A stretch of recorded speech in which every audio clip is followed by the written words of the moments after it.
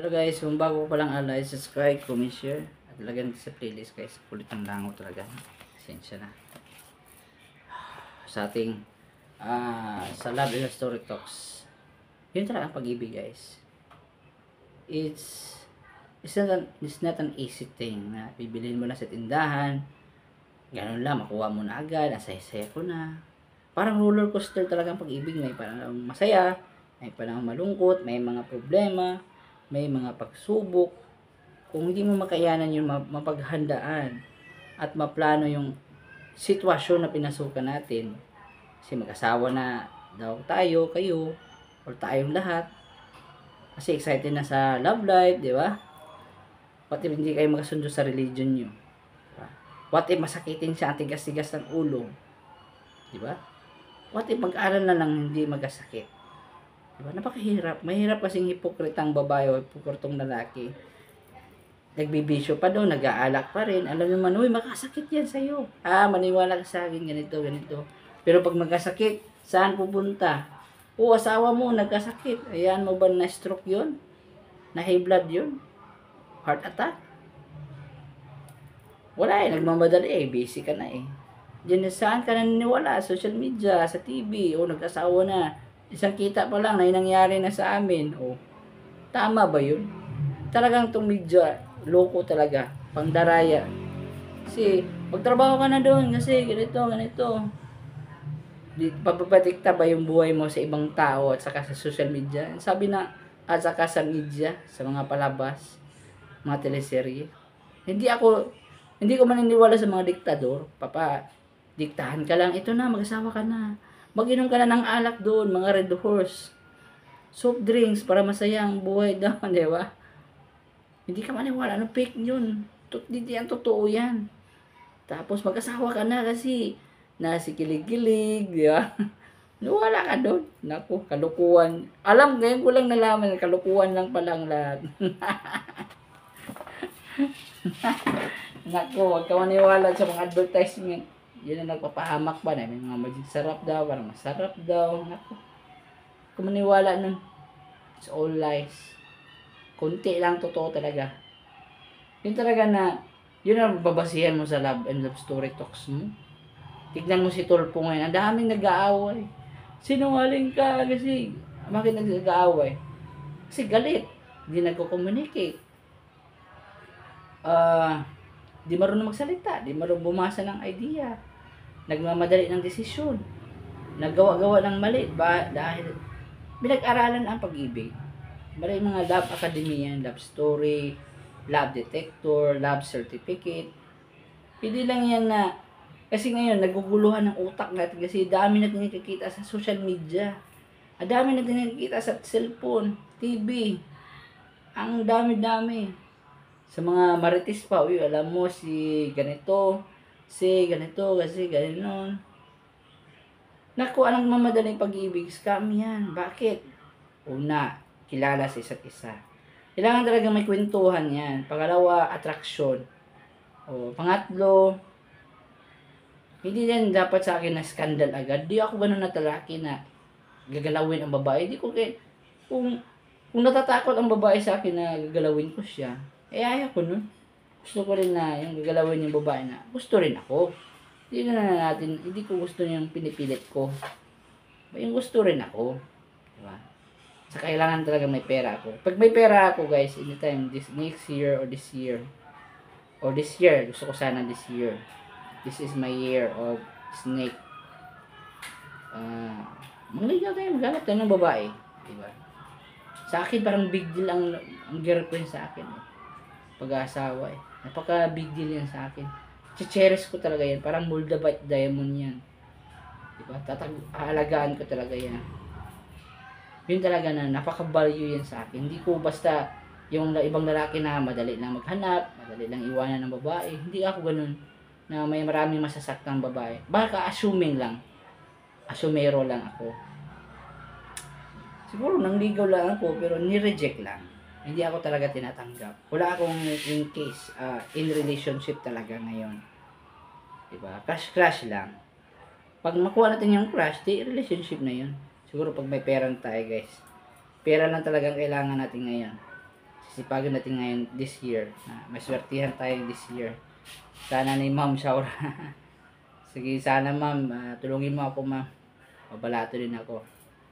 Yun talaga guys, na ako at saka kang God Yahweh din. Gusto ko rin na mag-serve kang God Yahweh, pag-asawa at saka mag-business. Yun naman talagang pangarap natin. Pero bakit di natin nagkagawa? Kasi mga tao ngayon puro negative, puro social media. Wala tayong plano sa buhay, puro na tayong games, di ba? Marami nagpapagulo sa utak natin. Na hindi tayo makafocus, ano ang dapat gagawin. Diba? Puro nang nalilito, anong dapat mo nang gagawin. Pira lang talaga guys. At saka warning, hindi ako marunong mangligaw. Diba? Babae nang ligaw sa akin. Totoo. Hindi talaga ako marunong guys. Pero aralin ko rin yan. Pero kailangan din magligaw tayo, may pera talaga tayo. Hindi pwede na wala tayong pera doon. Sabi ng nanay, tatay, Doy, anong trabaho mo? Ano lang ako, negosyante. May pera ka ba? Wala. Hindi na kailangan i-explain yan. Kailangan talaga may pera guys, para makanegosyo at makapag-aral. Mag-aral na ako ng business. Maghanap buhay. Saka online seller din, online selling. Sa mga gemstone. At kahit anong negosyo, basta good lang, hindi masama. Yun talaga. Sa ating love and love story talk, kailangan talaga may pera yan guys. Pag may pera tayo guys, mapugi na tayo, marunong tayo magsalita at pupuntahan na tayo. On the go na. Ano pa lang, red, orange, at saka malapit na mag green light. Sa traffic light, malapit na. Green light na lang hinintay ko. Signal go na lang, pera na lang. Yun na lang ang kulang ko guys. Sana pala rin tayo this year or next year. At sisipagin natin araw-araw. Kahit pagod sa trabaho. Okay. Iipon ng pera at pagdarasal. Gagawin kong lahat basta hindi lang masama or illegal. Okay. So sa love and love story talks, marami mag-explain sa atin hindi na kailangan ng walang pera. Kailangan talagang may pera yan guys. Kung hindi man pakasal, kahit blessing na lang muna. Diba? Depende kung may bata o wala. Depende lang yan. Pag-usapan na lang yan. Pero gusto natin na asama natin yung sa ating sama sa buhay. Asawa natin. Lalo na yan sa Proverbs chapter 19 verse 14 na ang pera at kayamanan galing kay God Yahweh, di ba? Blessing yan. Pero itong but an understanding wife is from Abba Yahweh. Nasa Proverbs chapter 31 din yan. Who can find a virtuous woman? Her price is far above rubies. Pero ang pinaka-highlight doon, praises is the man who fears God Yahweh. Na hindi gumawa ng masama, hindi nang naluloko, at saka yung babaeng talagang tapat at totoo. Diba? Na kung kayo na, hindi na maghanap-hanap kahit sino-sino pa. Diba? At pwede pang magbago ang sitwasyon kung kayo pa, diba? Jowa pa lang kayo. Jowa is getting to know each other pa yan. Hindi po yan dapat magagalaw po muna. Walang scandal muna o sex. Kasi kilalanin, getting to know each other.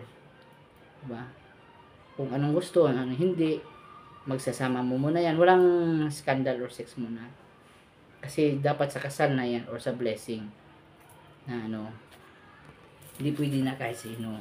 At check mo na kung may sa akin sa love, may herpes pa or gonorrhea or HIV or mga sakit-sakit, check natin kung nagalaw na ba o hindi. Ako, open ako sa check-up na walang AIDS talaga, malinis, diba, walang gonorrhea, walang syphilis, at saka 3 doktor, 4 na doktor na check-up para wala talagang bias.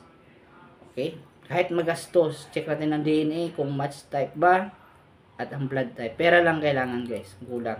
Pero pag darating na yan, yun ang i-execute natin. Titignan natin sa YouTube. Yun talaga na, yun ang plano ko guys. Hindi lang talaga madaling plano. Matagal ko na siya ito ginagawa at pinaplano. Sana guys, may blessing na darating, swerte.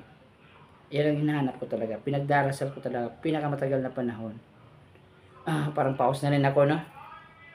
Yun talaga na sinisipon pa tayo. Pero pinipilit natin na mag-share tayo kahit mahirap.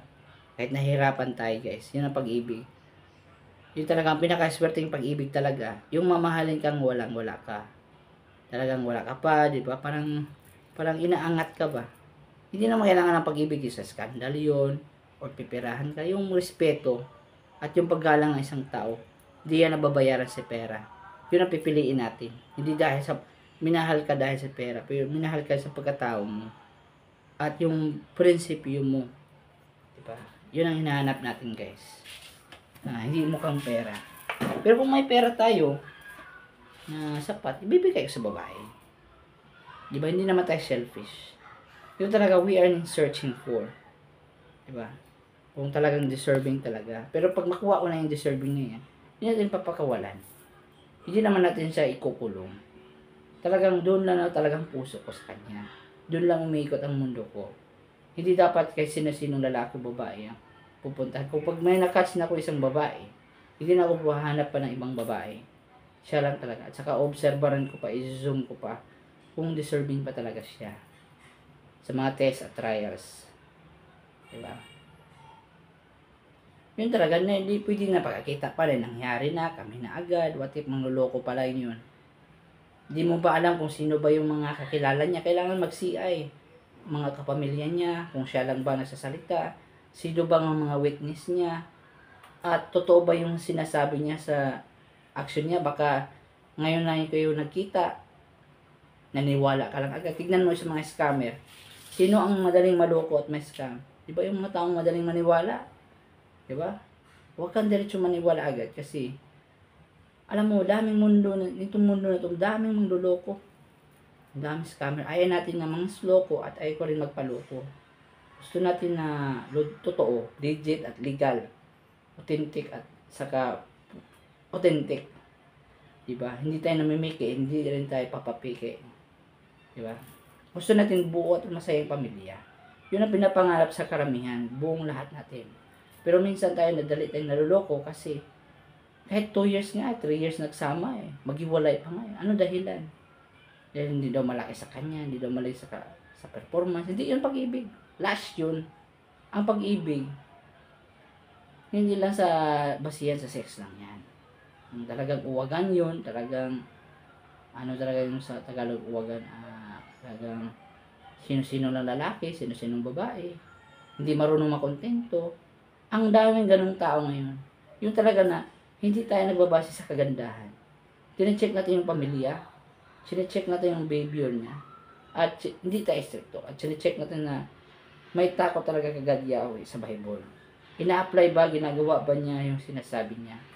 Kasi, hindi lang yan basta yan sa ganda. Wanda, beauty is just extra. Pero, aanhin mo ba yung sexy at maganda at malaanghel na model na babae at angel na lalaki kung sino-sinong lalaki, sino-sinong babae, mangluloko doon, nanginginom, nag-aalak, nagdodroga doon. Masaya ka ba doon? Lulukuhin ka lang, susuntukin ka. Kasi habulin mo. Hindi natin pipilit at saka gusto natin na may attraction. May proseso talaga siya. Kung ano pa, may Korte Suprema, meron din. Hindi sa may kaso. May mga artikulo yan, mga batas, law. The law of love. Diba? Subject siya o kurso siya. Hindi siya pwede na basta love ko lang siya, bahala na. Kasi maganda siya. Hindi. What if maganda lang yun pero mangluloko pala yun? What if yun ay sino-sinong lalaki nun? O babae yun?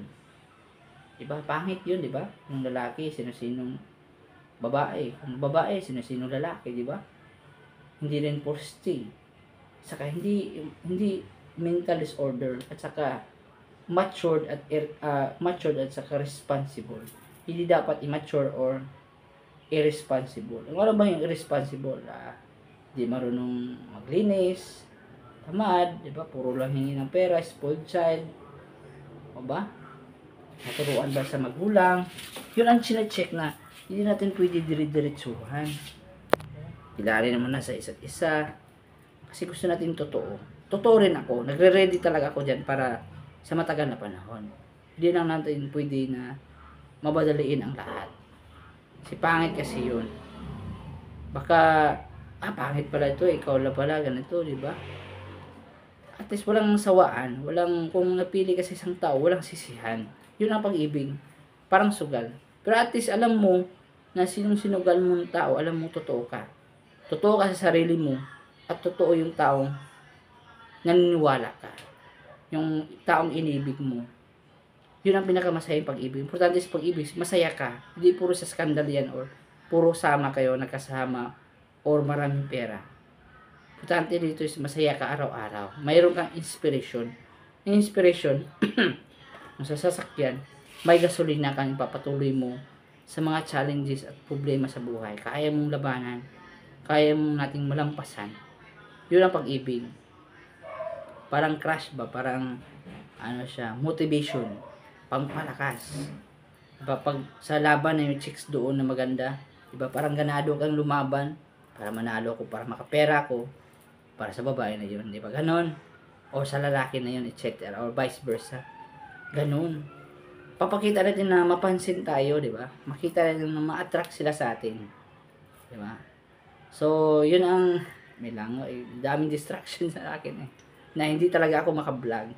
Dami talagang tumitigil sa panahon sa akin na mag-vlog. So, like, subscribe, go, share, love you, peace, love you all. Maraming salamat sa pamanood po. Thank you po. Sa health tips and advice naman tayo guys sa video. Maraming salamat po. Kahit gaano ko kahirap, puyat, pagod, nagbablog ako para sa magmahal natin sa mga subscriber at viewer. Diba? Yan na pag-ibig. Sacrifice. Kailangan mo tiisin. Kasi, if there's no sacrifice, there is no love. Ganun ang sacrifice. Bakit nag-sacrifice yung nanay tatay mo? Dahil mahal tayo. Mahal nila tayo. Diba? Tiniis niyang puyat, pagod, gastos para magpalaki sa atin. Para yung pagmamahal natin ay masuklian din natin. Pagtanda nila. Alagaan din natin yung magulang natin. Okay, like, subscribe. Thank you po. Maraming salamat po.